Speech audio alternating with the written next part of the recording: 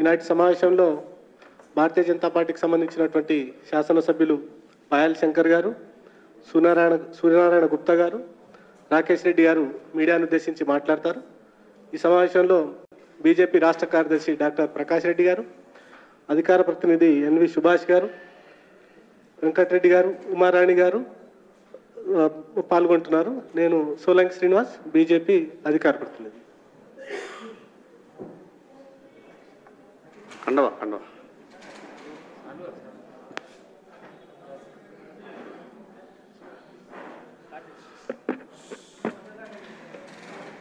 ఓకేనా? పత్రికా మిత్రులందరికీ పేరు పేరున నా యొక్క నమస్కారాలు. తెలంగాణ రాష్ట్ర 3వ శాసనసభలో జరిగినటువంటి మొట్టమొదటి సమావేశాల సందర్భంగా కొత్తగా వచ్చినటువంటి కాంగ్రెస్ ప్రభుత్వం గత ప్రభుత్వం చేసినటువంటి అప్పుల మీద, కార్పొరేషన్ నష్టాల మీద, గత పాలకులు చేసినటువంటి స్కామ్ల మీద, అధికార దుర్వినియోగం మీద చర్చ జరుపుతామని శ్వేతపత్రం విడుదల ద్వారా వాస్తవాలు రాష్ట్ర ప్రజలకు చెప్తామని చాలా గొప్పలు చెప్పింది. నిజంగా కొత్తగా వచ్చినటువంటి కాంగ్రెస్ ప్రభుత్వం ఆ మాట మీద ఉంటుందని కొత్తగా ఎన్నికైనటువంటి మేము శాసనసభ్యులమంతా కూడా చర్చలో పాల్గొన్నాం. మొదటి రోజు చర్చలో ప్రభుత్వ అప్పుల మీద, సంస్థలు, కార్పొరేషన్ల నష్టాలపైన కొంత పైపైన చర్చ జరిగింది. రెండవ రోజు విద్యుత్తు మీద చర్చ జరిగింది. విద్యుత్తుపై చర్చ కూడా లోతుగా జరగలేదు. వాస్తవాలు శ్వేతపత్రంలో ఉన్నటువంటి ఎక్కడెక్కడ ఏ విషయాలతో స్కాములు జరిగిందో, ఏ విషయాలతో గత పాలకులు అవినీతికి పాల్పడ్డారో శ్వేతపత్రంలో ఎక్కడ కూడా స్పష్టంగా ప్రభుత్వం చెప్పే ప్రయత్నం చేయలేదు. ఈ రాష్ట్ర రాజకీయాల్లో అన్ని రాజకీయ పక్షాల ప్రతినిధులు మాట్లాడిండ్రు. వాస్తవం రాష్ట్ర ప్రజలందరికీ కూడా తెలిసింది. ఎన్నికల సమయంలో కాళేశ్వరం, మేడిగడ్డ, అన్నారం చర్చ ప్రచారంలో విపరీతంగా జరిగింది. 1,00,000 కోట్ల రూపాయల అవినీతి జరిగిందని చెప్పినటువంటి ఈ యొక్క కాళేశ్వరం ఇరిగేషన్ ప్రాజెక్టుల మీద ప్రభుత్వం చర్చ ఎందుకు పెట్టలేదు? ఏ 1,00,000 కోట్ల రూపాయలు అవినీతి జరిగిందని నా దగ్గర సాక్ష్యాలు ఉన్నాయని ఆ రోజు మల్కాజ్గిరి పార్లమెంటు సభ్యునిగా, తెలంగాణ రాష్ట్ర కాంగ్రెస్ పార్టీ అధ్యక్షునిగా ఈనాటి ముఖ్యమంత్రి రేవంత్ రెడ్డి గారు పదే పదే కేంద్ర ప్రభుత్వంకు చిత్తశుద్ధి లేదు, మేము ఎన్నిసార్లు కూడా మేము సమయం అడిగినా కేంద్ర ప్రభుత్వ దర్యాప్తు సంస్థలు మాకు సమయం ఇస్తలేదు, మా దగ్గర బోలెడు సాక్ష్యాలు ఉన్నాయని చెప్పిండ్రు. మరి వాస్తవంగా మీ దగ్గర బోలెడు సాక్ష్యాలు ఉన్నాయని చెప్పినటువంటి మీరు ఈ 3వ శాసనసభలో అతిపెద్ద స్కామ్గా భావిస్తున్నటువంటి ఈ ఇరిగేషన్ విషయం మీద ఎందుకు చర్చ జరపలేదో ఈ కాంగ్రెస్ ప్రభుత్వం సమాధానం చెప్పాలా. మరి అదేవిధంగా నిన్న చర్చ జరుగుతున్నటువంటి తీరు చూస్తే మధ్యలోనే కాంగ్రెస్ సభ్యులు మాకు టీఆర్ఎస్ పార్టీ వాళ్ళని చూస్తే జాలేస్తున్నది. రేపు విచారణ సందర్భంగా వాళ్ళు ఏ రకమైనటువంటి ఇబ్బందులకు గురవుతారో అని కాంగ్రెస్ సభ్యులు కొంత మాట్లాడే ప్రయత్నం చేసిండ్రు. మీకు ప్రారంభంలోనే జాలి అనేది మొదలైనట్టు మాకు కనిపిస్తా ఉన్నది. తర్వాత మీరు నిన్న చేసినటువంటి చర్చలో జరిగినటువంటి అవినీతిని లోతుగా విశ్లేషించి రాష్ట్ర ప్రజలకు చెప్పని కారణంగా కాంగ్రెస్ ప్రభుత్వం మీద కూడా ప్రజలకు అనుమానం వస్తున్నది. కాంగ్రెస్ ప్రభుత్వం ఇచ్చినటువంటి ఈ గ్యారంటీలను తప్పించుకోవడానికి గతంలో ఉన్నటువంటి పాలకుల మీద కేవలం విమర్శలు చేసి, గతంలో ఆ ప్రభుత్వం టీఆర్ఎస్ ప్రభుత్వం ఏ రకంగానైతే ఇచ్చిన హామీల గురించి తప్పించుకునే ప్రయత్నం చేసిందో, అమలు చేయలేదో ఆ రకంగానే కాంగ్రెస్ ప్రభుత్వం చేస్తదేమో అని రాష్ట్ర ప్రజలకు అనుమానం కలుగుతా ఉన్నది. ఇంత పెద్ద లక్షల కోట్ల రూపాయల స్కామ్ జరిగిన విషయం చెప్పినటువంటి కాంగ్రెస్ పార్టీ ఈ లక్షల కోట్ల స్కామ్ గురించి అసెంబ్లీలో చర్చ ఎందుకు పెట్టలేదు? మరి అదేవిధంగా ఈ కాంగ్రెస్ ప్రభుత్వం విచారణ చేపడితే వాస్తవాలు బయటకు రావు. గతంలో ఈనాటి ముఖ్యమంత్రి గారు ఆ రోజు మల్కాజిగిరి పార్లమెంటు సభ్యునిగా తెలంగాణ రాష్ట్ర కాంగ్రెస్ పార్టీ అధ్యక్షునిగా డిమాండ్ చేసిన విషయాన్ని ఈ సందర్భంగా గుర్తు చేస్తున్నా. మీరు వెంటనే మీ దగ్గర ఉన్నటువంటి సాక్ష్యాధారాలతో సహా కేంద్ర ప్రభుత్వానికి ప్రభుత్వం తరపున మీరు ఎంక్వైరీ కొరకు ఉత్తరం రాయండి. ఎందుకంటే కొత్తగా ఏర్పడ్డటువంటి మీ ప్రభుత్వం మీరిచ్చినటువంటి గ్యారంటీల కొరకు ఏ రకంగా అమలు చేస్తారో మీరు ఇక్కడ దృష్టి పెట్టండి. సిబిఐ ఎంక్వైరీ కొరకు రాష్ట్ర ప్రభుత్వం వెంటనే కేంద్రానికి ఉత్తరం రాయాల. వాస్తవాలు బయటకు వస్తాయి. నిష్పక్షపాతంగా ఎక్కడ ఏ రకమైనటువంటి అవినీతి జరిగిందో వాస్తవాలు బయట రావాలంటే CBI enquiry జరగాల్సిందని Bharatiya Janata party demand చేస్తా ఉన్నది. మరి అదేవిధంగా కొత్తగా వచ్చినటువంటి శాసనసభ్యులం కొంత ఇబ్బందికి గురైనాం. మొదట మాకేం చెప్పిండు అంటే ప్రతి పార్టీకి కొంత సమయం ఇస్తాం, ఆ సమయం ప్రకారం మీ సమయంకు లోబడే మీరు చర్చలో పాల్గొనాలన్నాం.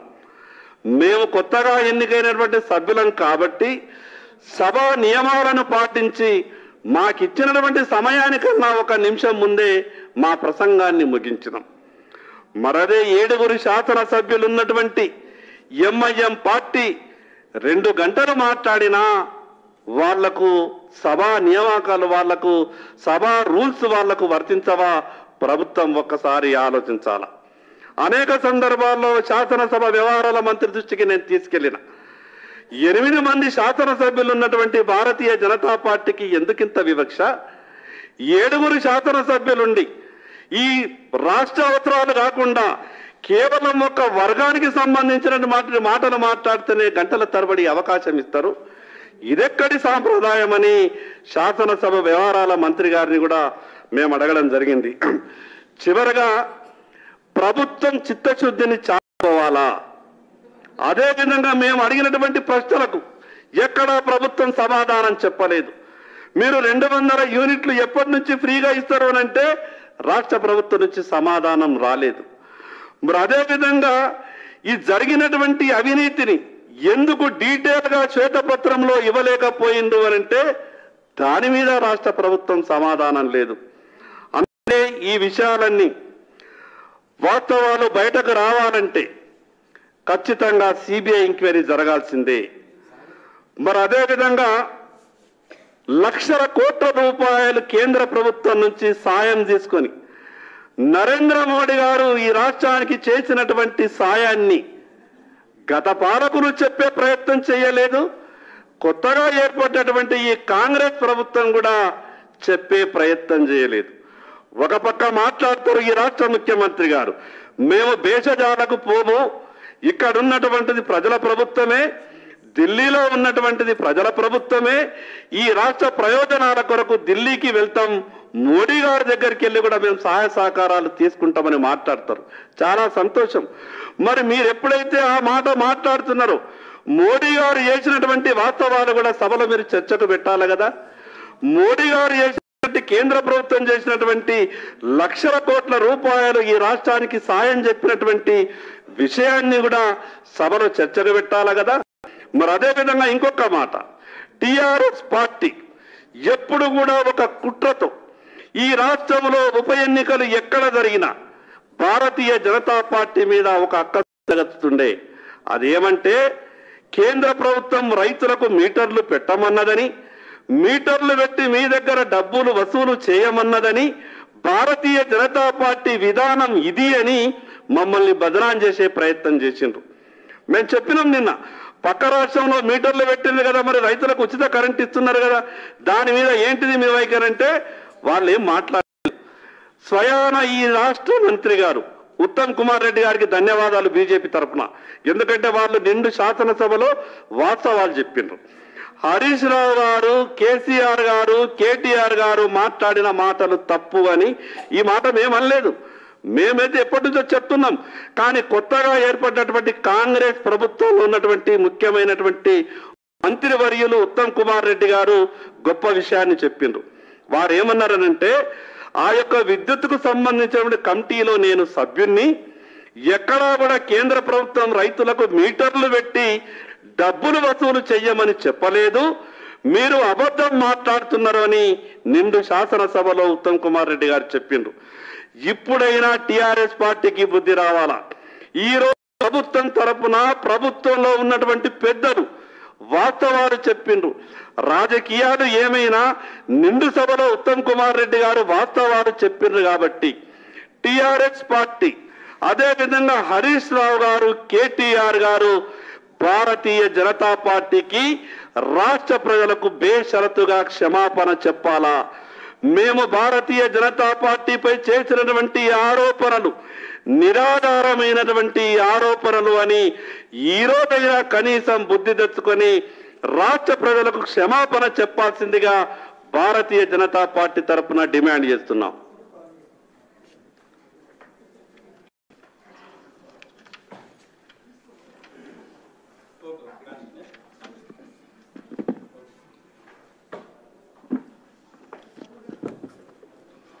నిజామాబాద్ శాసనసభ్యులు సూర్యనారాయణ గుప్తా గారు మాట్లాడతారు. మీడియా మిత్రులకు నమస్కారం. నిన్న మొన్న జరిగిన వైట్ షీట్, మొన్న ఫైనాన్స్ మీద, నిన్న పవర్ మీద, బీఆర్ఎస్ ప్రభుత్వము ఖజానా ఖాళీ అయిందని గత సంవత్సరం నుండి అందరికీ తెలిసిన విషయం ఇది. ఎందుకంటే సరి అయిన సమయంలో ప్రభుత్వ ఉద్యోగులకు జీతాలు ఇచ్చే పరిస్థితి లేదని కాంగ్రెస్ కూడా తెలుసు, సీనియర్ నాయకులు చాలా మంది ఉన్నారు దాంట్లో. ముఖ్యంగా ఈ ఛార్జ్ షీట్ ఉద్దేశం ఏంటిది అంటే, మీరు ఇచ్చిన 6 గ్యారంటీలు 2 అమలు చేసినా అని చెప్తా ఉన్నారు. ఏదైతే మహాలక్ష్మి స్కీమ్ ఉందో, మీరు మహిళలకు ఉచిత బస్సు ప్రవేశపెట్టిండ్రు, దాంట్లో 500 రూపాయలకు గ్యాస్ సిలిండర్ ఇస్తాను కూడా చేర్చబడ్డది. దాంతోపాటు 2500 రూపాయలు ప్రతి మహిళకు మీరు పెన్షన్ ఇస్తాను కూడా చెప్పిండ్రు.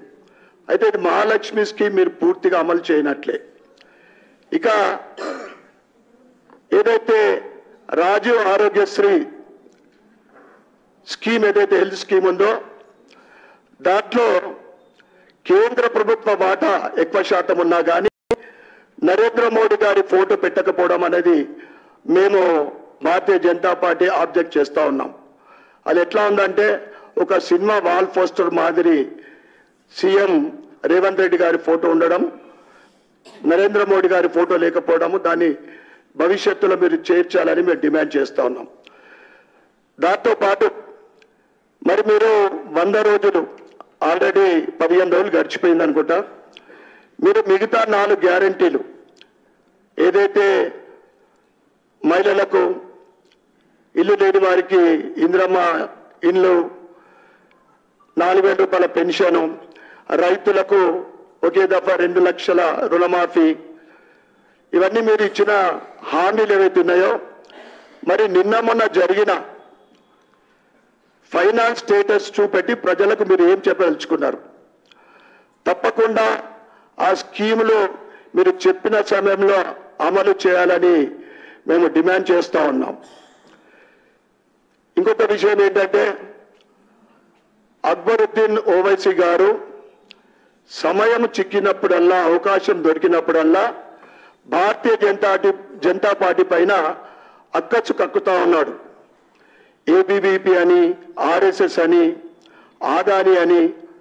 మేము ఎక్కడ కూడా బీజేపీ, ఎంఐఎం, బీఆర్ఎస్ పార్టీ అని ఈ ఇవన్నీ కూడా ఫ్రెండ్లీ పార్టీ అని కాంగ్రెస్ పార్టీ చేసిన దుష్ప్రచారం.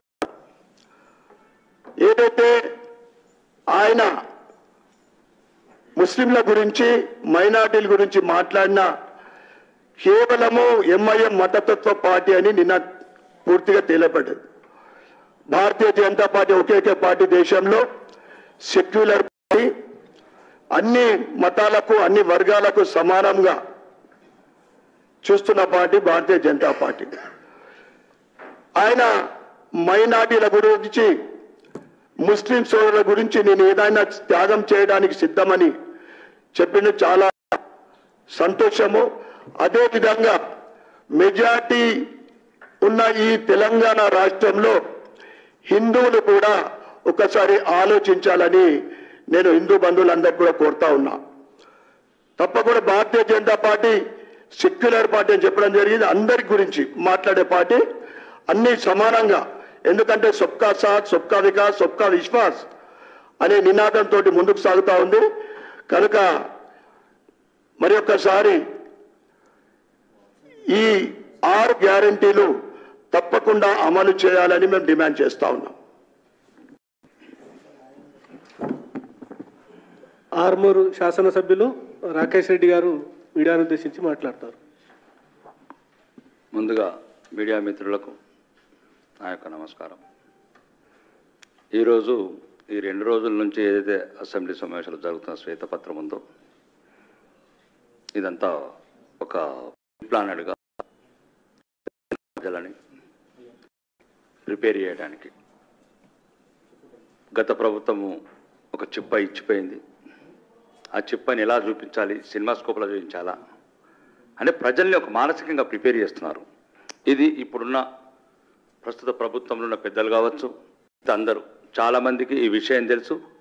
గత ప్రభుత్వము మాజీ ముఖ్యమంత్రి తుగ్లక్ పరిపాలన చేసిన ముఖ్యమంత్రి గారు తెలంగాణని కోలుకొని దెబ్బ భవిష్యత్ తరాలని సుమారు నిన్న 2 దాంట్లో భద్రాద్రి యాదాద్రి దాంట్లోనే అంటే ఎటువంటి టెక్నాలజీ, అవుట్డేటెడ్ టెక్నాలజీ, ఎలా అయితే మనం స్క్రాప్లో పడేసే టెక్నాలజీతో తీసుకొని భద్రాద్రిలో 3,500 కోట్లు ఎక్స్ట్రా, మళ్ళీ అది ఈరోజు పనికిరాదు.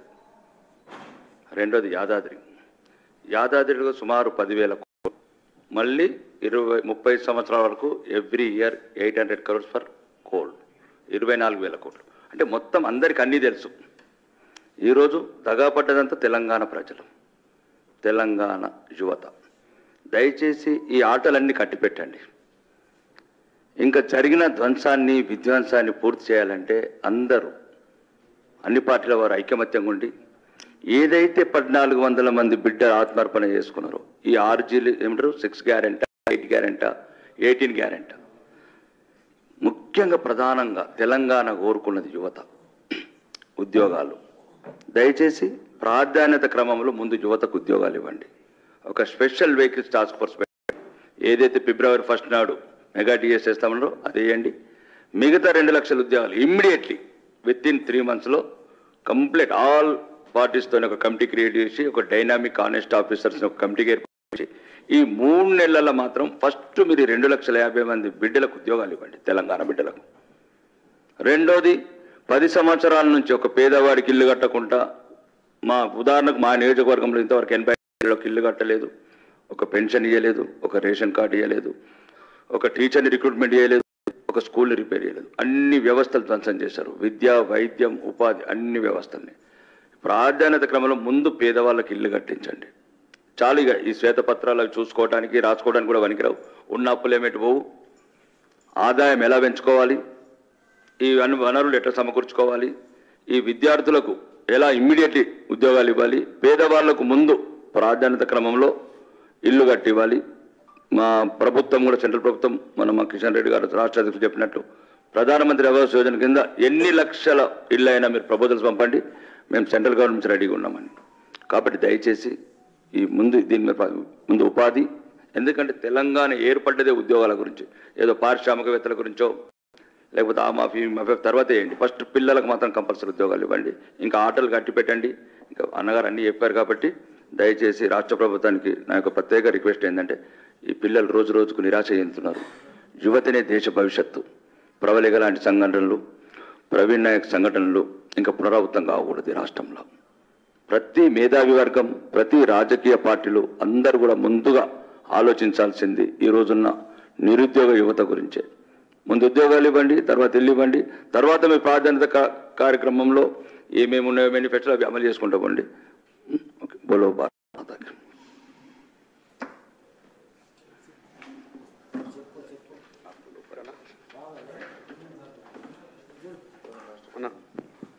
ఏం లేదుగా,